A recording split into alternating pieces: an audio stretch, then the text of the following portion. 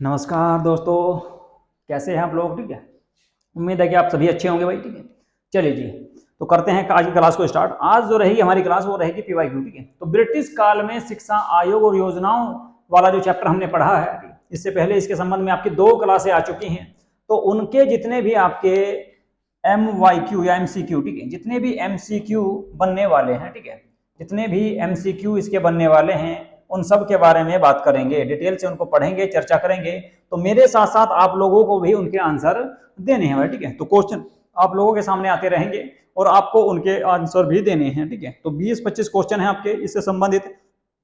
और याद रखना, यहां से आपका एक क्वेश्चन पक्का आने वाला है। ठीक है, यदि आप लोगों ने हमारे यूट्यूब चैनल को सब्सक्राइब नहीं किया है तो प्लीज हमारे यूट्यूब चैनल को सब्सक्राइब अवश्य कर लें और ऑल वाला जो बेल आइकन है उसको जरूर दबा दें, ताकि जब भी वीडियो अपलोड हो या हम जब भी वीडियो डालें या चलाएं, ठीक है, लाइव क्लास कराएं, तो उसकी आपको तुरंत जानकारी या नोटिफिकेशन प्राप्त हो जाए। ठीक है, क्योंकि यहाँ पर आपको यूजीसी नेट का जो पेपर 1 होने वाला है वो कंप्लीट कराऊंगा। इसके अलावा इतिहास से संबंधित आपकी क्लासें भी इसमें मैं कंप्लीट करा दूंगा। इतिहास से संबंधित आपके पीवाईक्यू या MCQ इसमें आपके मैं कराने वाला हूं। चलिए जी, सबसे पहला क्वेश्चन देखते हैं क्या भाई। सबसे पहला क्वेश्चन है, भारतीय शिक्षा का मैग्ना कार्टा किसे कहा जाता है? मोस्ट इंपोर्टेंट है, इसका आपको आंसर देना है, बताना है। ठीक है, मैकाले रिपोर्ट की अगर मैं बात करूं तो ये कब आई? मैकाले रिपोर्ट 1835 में आई थी भाई। ठीक है, मैकाले रिपोर्ट 1835 में आई। वुड का घोषणा पत्र कब आया? तो 1854 में आया। इनके सन भी आपको याद रखने हैं। सैंडलर आयोग की अगर बात करें तो 1917 से लेकर 1919 में सेंट्रल आयोग आया। सार्जेंट रिपोर्ट की बात करूं तो ये 1944 में आई थी जी आपका। ठीक है, तकनीकी शिक्षा की इसने बात की थी। तो भारतीय शिक्षा का मैग्ना कार्टा किसको कहा जाता है? तो वुड का डिस्पैच। आप लोगों का आंसर इसमें आ गया होगा, तो फटाफट अपने जो है आंसर इसमें देते हैं भाई आप लोग भी। ठीक है, तो वुड का डिस्पैच जो आया या वुड का घोषणा पत्र को कहा जाता है क्या? मैग्ना कार्टा भारतीय शिक्षा का, जो 1854 में आया था। 1835 में मैकाले की समिति का मुख्य उद्देश्य क्या था? 1835 में मैकाले की समिति या मैकाले की नीति का मुख्य उद्देश्य क्या था, ये आपको बताना है। ऑप्शन ए में दिया गया है संस्कृत को बढ़ावा देना, बी में है महिलाओं की शिक्षा, सी में कहा गया है कि अंग्रेजी माध्यम से उच्च शिक्षा देना, और डी में है आपका प्राथमिक शिक्षा को अनिवार्य करना। तो क्या इसका सही आंसर रहेगा? फटाफट अपना आंसर आप लोग बताएं। देखिए, चलिए जी, तो इसका जो सही आंसर होगा वो होगा अंग्रेजी माध्यम से उच्च शिक्षा देना। अंग्रेजी माध्यम से उच्च शिक्षा देना। ठीक है, संस्कृत को बढ़ावा देना नहीं था। महिलाओं की शिक्षा की बात इसमें नहीं की गई। महिलाओं की शिक्षा की पहली बार बात की जाएगी वुड का डिस्पैच में। ठीक है, इसके अलावा प्राथमिक शिक्षा को अनिवार्य करना भी इसमें कोई ऐसा प्रावधान नहीं था। तो इसका जो सही आंसर होगा वो होगा आपका कौन सा? सी। चलिए जी, ठीक है, तो कमेंट बॉक्स में आप लोग भी जो है ना इनके आंसर करते रहे भाई। ठीक है, आप लोगों के मैं इसमें आंसर चेक करूंगा। ठीक है, कि कुछ के सही है। ठीक है, और अंत में आपको बताना है कि भाई आपका स्कोर कितना रहा है। तो सैंडलर आयोग का संबंध किस विश्वविद्यालय से था, ये भी इसमें आपको बताना है। सैंडलर आयोग की अगर मैं बात करूं, सैंडलर आयोग, ठीक है, जो आया था कब आपका? 1917 से 1919। 1917 से 1919 में आया सैंडलर आयोग। किससे संबंधित था? तो बनारस हिंदू विश्वविद्यालय से संबंधित नहीं था, मद्रास विश्वविद्यालय या अलीगढ़ मुस्लिम विश्वविद्यालय। ठीक है, देखिए, ठीक है, अलीगढ़ मुस्लिम विश्वविद्यालय जो आपको इसको नाम दिया गया विश्वविद्यालय का, ये दिया गया था कब? 1920 में, अंग्रेजी सरकार के द्वारा। वैसे सर सैयद अहमद खान के द्वारा इसकी स्थापना की गई थी। ठीक है, इसके अलावा बनारस हिंदू की बात करें तो ये आपका 1916 में स्थापित किया गया मदन मोहन मालवीय के द्वारा। ठीक है, इसके अलावा मद्रास विश्वविद्यालय जो था आपका, ये आपका 1857, ठीक है, 1857 में 3 विश्वविद्यालय स्थापित किए गए, मद्रास कलकत्ता और बम्बई विश्वविद्यालय। ठीक है, तो ये तीनों थे। तो सैंडलर आयोग का संबंध जो था वो था कलकत्ता विश्वविद्यालय से। ठीक है, किससे जी? कलकत्ता विश्वविद्यालय से। तो सी आंसर आपका सही होगा इसमें। ठीक है, उम्मीद है कि आप सभी ने इसका आंसर सही दिया होगा। नैतिक और बुनियादी शिक्षा की संकल्पना किसने दी थी, ये आपको बताना है। ठीक है, इसमें आपको बताना है कि नैतिक और बुनियादी शिक्षा की संकल्पना किसमें दी गई थी। तो एक आपकी समिति आई थी जिसको कहा गया वर्धा समिति। वर्धा समिति आई थी आपकी, वर्धा समिति। तो वर्धा समिति कब आई भाई? वर्धा समिति आई थी जी आपकी 1937 में।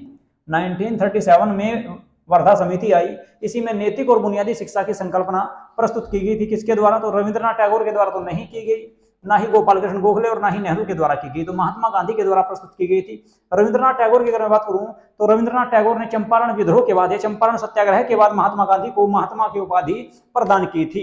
और इसके अलावा भारत का जो राष्ट्रीय ज्ञान है जनगण मन, इसके अलावा बांग्लादेश का जो राष्ट्रीय ज्ञान है आपका अमार सोनार बांग्ला, उसकी रचना भी रविंद्रनाथ टैगोर के द्वारा ही की गई थी। और रविंद्रनाथ टैगोर को अगर मैं बात करूं, एक पुस्तक थी इनकी गीतांजलि। गीतांजलि पुस्तक के लिए 1913 ईस्वी में इनको नोबेल पुरस्कार से सम्मानित किया गया था साहित्य के क्षेत्र में। गोपाल कृष्ण गोखले की बात करें तो कांग्रेस के वरिष्ठ नेता थे और ये महात्मा गांधी के राजनीतिक गुरु भी थे। इसके अलावा 1905 का जो आपका कलकत्ता अधिवेशन था उसकी अध्यक्षता गोपाल कृष्ण गोखले के द्वारा ही की गई थी। और पहली बार जो है अगर मैं बात करूं ठीक है उस ठीक है तो कलकत्ता अधिवेशन जो था 1905 वाला उसकी अध्यक्षता की। इसके अलावा जवाहरलाल नेहरू के बारे में आप जानते होंगे, भारत के सबसे पहले प्रधानमंत्री हैं। भारत के सबसे पहले प्रधानमंत्री आपके कौन थे? तो जवाहरलाल नेहरू थे। और इन्हीं के द्वारा 1929 में जो लाहौर अधिवेशन हुआ था उसमें पूर्ण स्वराज की मांग की गई थी। ठीक है जी, चलिए आगे चलते हैं। अगला क्वेश्चन देखते हैं भाई क्या है। अगला क्वेश्चन है आपका सार्जेंट रिपोर्ट कब प्रस्तुत की गई? सार्जेंट रिपोर्ट कब प्रस्तुत की गई ये आपको इसमें बताना है। ठीक है, चलिए तो फटाफट आंसर दीजिएगा इसका कि क्या इसका आंसर रहेगा। देखिए भाई 1929 में क्या आया? 1929 में आई थी आपकी वर्धा समिति। वर्धा समिति 1929 में आई क्या? वर्धा समिति। किसने प्रस्तुत की? महात्मा गांधी के द्वारा। 1937 में। ठीक है, 1929 में क्या आया? 1929 में आया था आपका हरटोंग समिति। ठीक है, हरटोंग समिति। हरटोंग समिति। ठीक है, तो हरटोंग समिति कब आई? 1929 में आई। 1944 में क्या आया भाई? Sergeant report. सार्जेंट रिपोर्ट जिसने तकनीकी शिक्षा की बात की, तकनीकी शिक्षा की बात की। तो सार्जेंट रिपोर्ट जो आई वो आई थी कब आई आपकी? ये आई थी जी आपकी कब? 1944 में। और 1854 में आया था वुड का घोषणा पत्र। वुड का घोषणा पत्र। तो वुड का घोषणा पत्र कब आया? 1854 में। ठीक है, पूछा गया सार्जेंट रिपोर्ट कब प्रस्तुत की गई? तो 1944 में की गई थी। 1944 में की गई थी क्या आपकी सार्जेंट रिपोर्ट प्रस्तुत। ठीक है भाई, चलिए जी, उम्मीद है कि आप सभी का आंसर इसमें सही रहा होगा। इसका आंसर देना। हंटर आयोग का प्रमुख उद्देश्य क्या था? तो हंटर आयोग जो था उसका प्रमुख उद्देश्य क्या था ये आपको इसमें बताना है। हंटर आयोग, हंटर आयोग की अगर मैं बात करूं तो कब आया? 1882 में आया था भाई आपका हंटर आयोग। ठीक है, तो विश्वविद्यालय सुधार ना, इसके अलावा प्राथमिक और माध्यमिक शिक्षा की समीक्षा करना, ये बिल्कुल सही है। ठीक है, तो इसका सही आंसर जो होगा वो होगा आपका क्या? बी इसका सही आंसर रहेगा। ठीक है, तो बी इसका सही आंसर रहेगा भाई। ठीक, इसका सही आंसर क्या होगा? बी होगा। हंटर आयोग का प्रमुख उद्देश्य था प्राथमिक और माध्यमिक शिक्षा की समीक्षा करना। चलो जी, भारत में सर्वप्रथम विश्वविद्यालय किस वर्ष स्थापित हुए? 3 विश्वविद्यालय स्थापित हुए थे, मैंने आपको बताया। एक रिपोर्ट आई थी 1854 में जिसका नाम क्या था? वुड का डिस्पैच या वुड का घोषणा पत्र। वुड का घोषणा पत्र। वुड का घोषणा पत्र आया जी कब? 1854 में। इसी के तहत आपके 3 विश्वविद्यालयों की स्थापना की गई। कहां कहां पर? कलकत्ता, कलकत्ता, मद्रास, बंबई या बॉम्बे। बॉम्बे, ये 3 जगह स्थापित किए गए। लेकिन 1854 में स्थापित नहीं किए गए। 1854 की रिपोर्ट के आधार पर किए गए थे। 3 साल बाद 1857 में। 1857 में। तो सही आंसर क्या होगा इसका? 1857, यानी कि सी आंसर इसका सही रहने वाला है। 1835 में आपका क्या आया? मैकाले रिपोर्ट आई थी। और 1902 में क्या आया भाई? 1902 में आया था आपका भारतीय विश्वविद्यालय आयोग। भारतीय विश्वविद्यालय अधिनियम के नाम से जिसको जाना जाता है वो 1902 में आया था। ठीक है, तो इसका सही आंसर होगा सी। चलो जी, अगले क्वेश्चन पे चलते हैं। अगला क्वेश्चन है 1904 का भारतीय विश्वविद्यालय अधिनियम किस आयोग की सिफारिश पर आया? किस आयोग की सिफारिश पर आया? 1902 में एक आयोग आया था, मैंने आपको पढ़ाया था कल। 1902 में एक आयोग आया था जिसे कहा गया भारतीय विश्वविद्यालय आयोग। दिया गया कहीं पे भारतीय विश्वविद्यालय आयोग। ठीक है, भारतीय विश्वविद्यालय आयोग। भारतीय विश्वविद्यालय आयोग। भारतीय विश्वविद्यालय आयोग 1902 के नाम से इसको जाना जाता है। और इसी को अंग्रेजी में बोलते हैं क्या भाई? Indian university commission. Indian university commission. ठीक है, तो इसका सही आंसर होगा कौन सा? डी आपका सही होगा। मैकाले रिपोर्ट की बात करूं तो 1835 में आई। ठीक है, सेंट्रल आयोग की बात करूं तो 1882 में आया। और हंटर आयोग की अगर बात करें तो 1929 में आया क्या? हंटर आयोग। ठीक है, तो चलिए जी, ठीक है, अगले क्वेश्चन पे चलते हैं जी। अगला जो क्वेश्चन है वो है आपका वुड का डिस्पैच। वुड का डिस्पैच किस वर्ष प्रस्तुत किया गया? बार बार बता रहा हूं आपको कि कब किया गया था। वो किया गया था भाई 1854 में। 1854 में आया वुड का डिस्पैच। 1835 में क्या आया था? Macaulay report. 1882 में क्या आया? ठीक है, 1882 में आया हंटर आयोग। ठीक है, और 1902 में क्या आया? ठीक है, 1902 में आया था भारतीय विश्वविद्यालय आयोग या अधिनियम। ठीक है, या वो सॉरी भारतीय विश्वविद्यालय आयोग जिसको कहा गया इंडियन यूनिवर्सिटी कमीशन के नाम से भी इसको जाना जाता है। ठीक है, चलिए जी, अगला क्वेश्चन, सार्जेंट योजना के अनुसार 6 से 14 वर्ष की आयु के बच्चों को कैसी शिक्षा दी जानी चाहिए? सार्जेंट योजना कब आई भाई? सार्जेंट योजना आई 1944 में। 1944 में आई थी कौन सी? सार्जेंट योजना। तो सार्जेंट योजना में कहा गया भाई 6 से 14 साल के जो बच्चे हैं ना, उनको निःशुल्क और अनिवार्य शिक्षा दी जाए। ठीक है, निःशुल्क और अनिवार्य शिक्षा दी जाए 6 से 14 वर्ष के बच्चों को। ठीक है, तो ये आपका ऑप्शन सही रहेगा इसमें। ठीक है, ये सही रहेगा। ठीक है, वैसे इसने तकनीकी शिक्षा की भी बात कही थी, लेकिन आपका 6 से 14 वर्ष के बच्चों की शिक्षा कैसी हो, ये कहा गया निःशुल्क और अनिवार्य। ठीक है, तो सी आंसर इसका सही होगा क्वेश्चन के अनुसार। चलिए भाई, इस क्वेश्चन का आंसर आप लोगों को देना है, बहुत आसान सा क्वेश्चन है। वुड के डिस्पैच 1854 के अनुसार शिक्षा का प्राथमिक माध्यम क्या होना चाहिए? मैंने आपको बताया था कि प्राथमिक, ठीक है, माध्यमिक और उच्च। ठीक है, उच्च शिक्षा, प्राथमिक शिक्षा, माध्यमिक शिक्षा, उच्च शिक्षा, 3 भागों में विभाजित किया गया था पहली बार आपका वुड के डिस्पैच में ही। इसीलिए इसको जो है भारतीय शिक्षा का मैग्ना कार्टा भी कहा जाता है। इसने कहा कि जो आपकी प्राथमिक उच्च शिक्षा है वो केवल अंग्रेजी भाषा में दी जाएगी, माध्यमिक शिक्षा अंग्रेजी और स्थानीय दोनों भाषा में दी जाएगी, और प्राथमिक शिक्षा केवल स्थानीय भाषा यानी कि मातृभाषा में दी जाएगी। तो अंग्रेजी नहीं आएगा, फारसी नहीं आएगा, संस्कृत नहीं आएगा, क्या आएगा? स्थानीय भाषा यानी कि मातृभाषा या देसी भाषा। ठीक है, तो सी आंसर आपका सही होगा। चलिए भाई, अगला क्वेश्चन देखते हैं। किस आयोग ने पहली बार महिला शिक्षा को बढ़ावा देने की बात कही? किस आयोग ने पहली बार महिला शिक्षा के बारे में चर्चा की थी? तो महिला शिक्षा के बारे में अगर मैं बात करूं, सबसे पहले चर्चा वुड के डिस्पैच ने भी की थी। ठीक है, लेकिन वुड का डिस्पैच इसमें दिया गया नहीं है। ठीक है, वुड का डिस्पैच जो है, वुड का घोषणा पत्र या डिस्पैच, वुड का घोषणा पत्र इसमें दिया नहीं गया भाई। इसको भारतीय शिक्षा का मैग्ना कार्टा कहा जा। कब आया था? 1854 में। तो इसलिए तो ऑप्शन में दी नहीं रखा। मैकाले रिपोर्ट दी गई कब आई? 1835 में। इसमें तो इस बात की कोई चर्चा थी नहीं। हंटर आयोग कब आया? 1882 में। 1882 में। सैंडलर आयोग कब आया? 1919 से लेकर 17 से लेकर 1919 तक। और सार्जेंट रिपोर्ट आई 1944 में। ठीक है भाई, वैसे तो देखो इसमें भी बात कही गई थी, इसमें भी बात कही गई, इसमें भी बात कही गई थी। महिला शिक्षा की बात अगर जो कहा जा तो तीनों में की गई, लेकिन इसने पूछा कि पहली बार तो आपकी इसमें की गई थी, लेकिन ऑप्शन में ये है नहीं, तो कौन सा होगा? हंटर आयोग। कौन सा होगा भाई? हंटर आयोग। तो बी ऑप्शन आपका सही हो जाएगा। ठीक है भाई, चलो जी अगले क्वेश्चन पे चलते हैं। अगला क्वेश्चन है, सार्जेंट रिपोर्ट में शिक्षा प्रणाली को कितने स्तरों में बांटा गया? सार्जेंट रिपोर्ट में, सार्जेंट रिपोर्ट कब आई? 1944 में। 1944 में आई सार्जेंट रिपोर्ट। इसने शिक्षा को 3 स्तर में बांट दिया। कौन कौन सा? प्राथमिक स्तर, माध्यमिक स्तर और उच्च स्तर। ठीक है, 3 स्तर में बांटा भाई। ठीक है, तो 2 में किसी ने नहीं बांटा, 4 में किसी ने नहीं बांटा, 5 में किसी ने नहीं बांटा, तो 3 में बांटा भाई। ठीक है, 3 में बांट दिया, और यही वुड के डिस्पैच ने भी बांटा था। ठीक है, चलो जी अगला क्वेश्चन देखते हैं। हंटर आयोग किस वर्ष गठित हुआ था? अभी बताया मैंने आपको कि 1854 में। आपका कौन सा आया था? याद कर लो इनको बार बार, इसलिए बार बार जो ना सबके लिख रहा हूं मैं। ठीक है, 1854 में आया वुड का डिस्पैच या वुड का घोषणा पत्र। वुड का घोषणा पत्र, इनको याद कर लो भाई, सन पूछता है एग्जाम में। ठीक है, पक्का एक क्वेश्चन आना यहाँ से, ध्यान रखना, एक क्वेश्चन आपका पक्का यहाँ से आने वाला है। ठीक है, ठीक है, 1854 वुड का घोषणा पत्र। 1882 में आया क्या? हंटर आयोग। यहाँ पे क्या आया भाई? हंटर आयोग। यहाँ पे आ गया जी हंटर आयोग। ठीक है, 1902 में क्या आया? भारतीय विश्वविद्यालय अधिनियम, भारतीय विश्वविद्यालय आयोग। भारतीय विश्वविद्यालय आयोग कब आया? 1902 में। इसी को कहा गया इंडियन यूनिवर्सिटी कमीशन। और 1929 में आया था क्या? सैंडलर नहीं, सैंडलर नहीं आया। ठीक है, यहाँ पे आया हरटोंग समिति। ठीक है, हरटोंग समिति।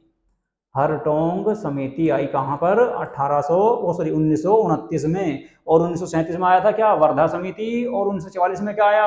1944 में आया आपका सार्जेंट का घोषणा पत्र। ठीक है, ये सार्जेंट रिपोर्ट। ठीक है, सार्जेंट रिपोर्ट आई। ठीक है, तो सबको शुरू से बता रहा हूं, दोबारा से फिर से देखो। 1854 में आया मैकाले रिपोर्ट। ठीक है, या मैकाले का घोषणा पत्र। ठीक है, इसके अलावा 1854 में आया क्या?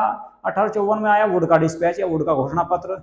1882 में क्या आया? हंटर आयोग, हंटर कमीशन। ठीक है, इसके बाद 1902 में आया भारतीय विश्वविद्यालय आयोग। 1929 में क्या आया? 1917 से 1919 में क्या आया? सैंडलर आयोग। ठीक है, सैंडलर आयोग आया। 1929 में क्या आया? हरटोंग समिति। 1937 में क्या आया? वर्धा समिति। 1944 में क्या आया? Sergeant report.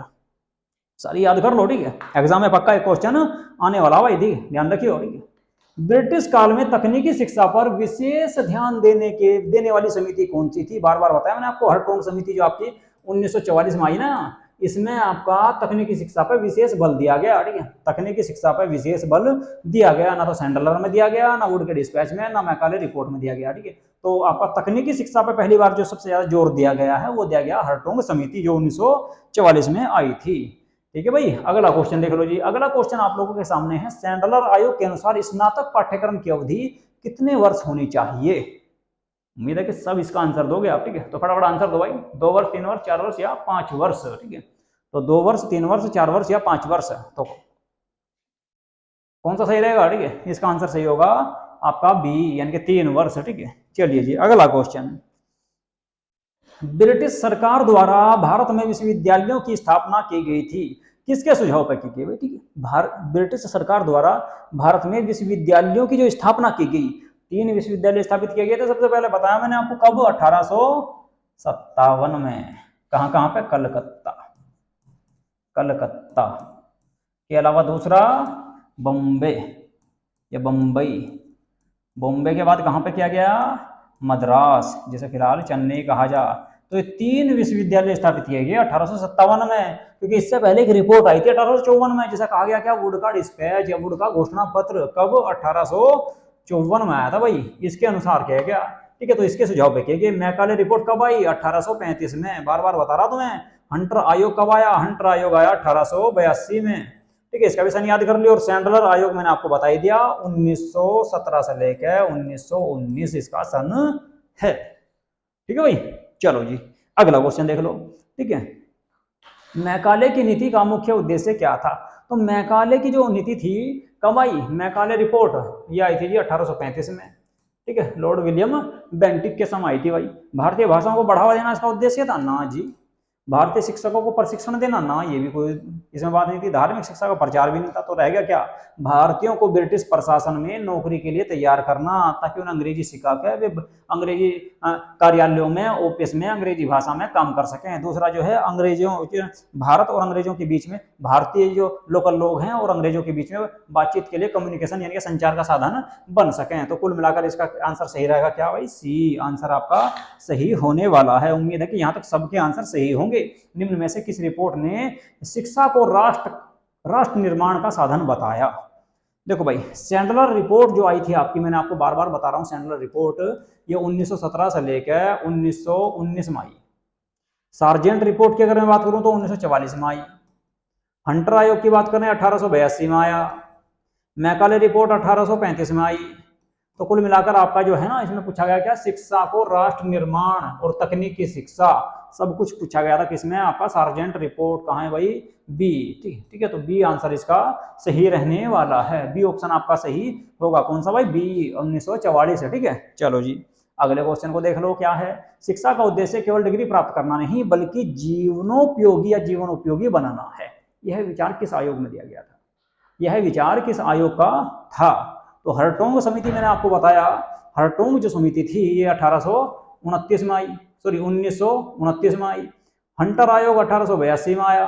बार बार याद करवा रहा हूँ सन, इसके याद हो जाने चाहिए आपके। और सैंडलर आयोग की बात करें तो 1917 से लेकर 1919। और वर्धा समिति आई थी भाई कब? महात्मा गांधी के द्वारा पेश की गई है 1937 में, 1937 में, 1937 में, 1937 में। तो इसी में कहा गया, क्या कहा गया?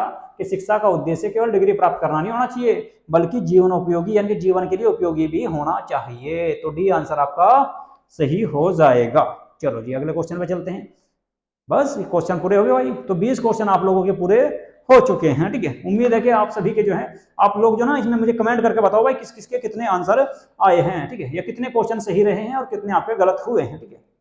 उम्मीद है कि आपके इसमें जो है बहुत अच्छे क्वेश्चन बने होंगे, ठीक है। जिस तरह से मैंने आपको डिटेल में पढ़ाया है, तो उम्मीद है कि आपने ये सारे के सारे क्वेश्चन आपके हल कर दिए होंगे। और यहाँ से एक बात याद रखना, इन क्लासों से आपको एक क्वेश्चन पक्का मिलने वाला है, ठीक है। जो आपके ब्रिटिश काल में जो एजुकेशन पॉलिसी या एजुकेशन आयोग या शिक्षा को लेकर जो आयोग या समितियां आई है, इनसे एक क्वेश्चन तो आपको पक्का देखने को मिलेगा पक्का देखने को मिलेगा। 20 ऑब्जेक्टिव क्वेश्चन कराए हैं मैंने आपके, ठीक है, उनमें से भी शायद आपको यहीं से एक क्वेश्चन फंस जाए, या फिर आपका थ्योरेटिकल जो कराया है, ठीक है, वहां से तो बाहर आपका बिल्कुल आना ही नहीं है, ठीक है। तो एक क्वेश्चन आपका पक्का बनेगा यहाँ से, ठीक है।